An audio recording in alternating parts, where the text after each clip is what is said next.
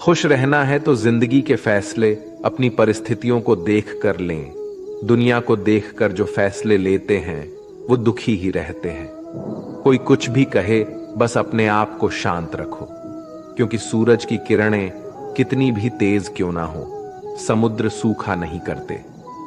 एक ने शिकायत की कि है मेरे ईश्वर, बड़ी मुश्किल से मैंने घोंसला बनाया था, आपने तूफान भेज दिया और मेरा घर उजड़ गया।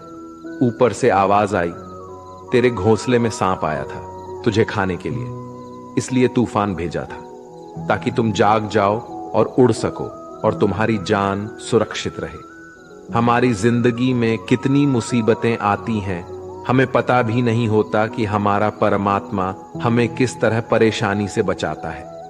अगर तुम्हें लगता है कि परमात्मा तुम्हें कष्ट के पास ले आए हैं, तो भरोसा रखिए वो तुम्हें कष्ट के पार भी ले जाएंगे।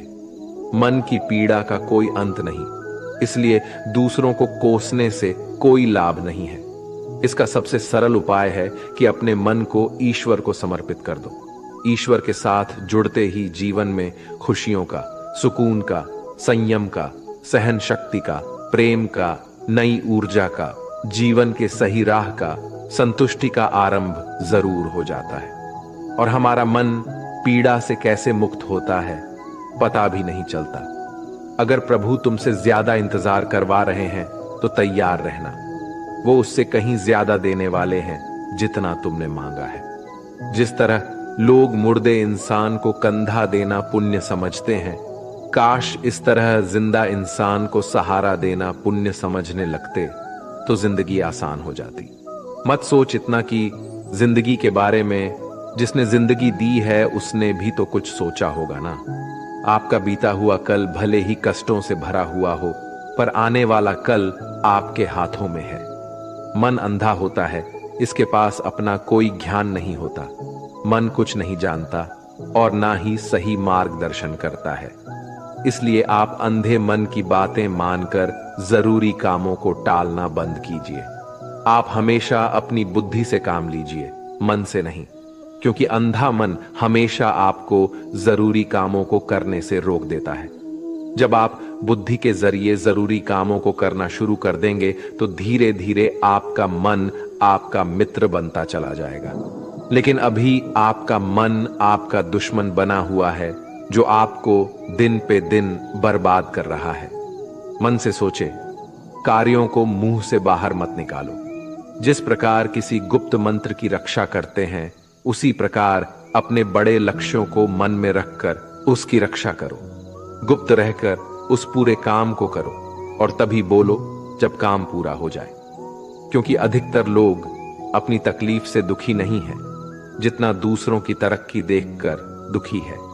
जब भी कोई बड़ी बात बड़े लक्ष्य की हो, केवल उन बातों को उन लोगों से बांटिए जो उस बातों को अपने भीतर बचाकर रखने का हौसला रखते हो।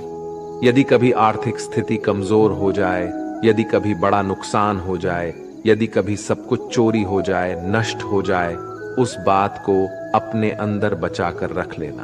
अपनी कमजोर आर्थिक स्थिति की जानकारी अपने मित्रों को या रिश्तेदारों को भी मत देना। सहानुभूति पाने के लिए 4 आंसू मत गिरना, क्योंकि याद रखो, अंदर भले ही कम हो लेकिन बाहर पूरा दम हो।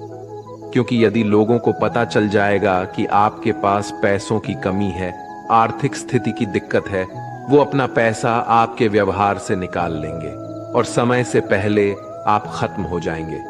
क्योंकि ये प्रकृति का नियम है, जिसके पास पैसा है उसे वो पैसा मिलता है और पैसा पाने के लिए पैसा दिखाना पड़ता है।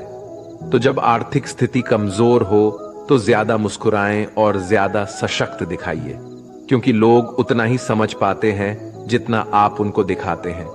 रोना छोड़िए, औसत जिंदगी को स्वीकार करना छोड़िए, अतीत के बारे में सोचकर दुखी होना छोड़िए। क्या नहीं है इसकी परवाह छोड़िए, कल क्या होगा इसकी चिंता करना छोड़िए। एक बात हमेशा याद रखें, पहले तो किसी मित्र पर विश्वास ना करें।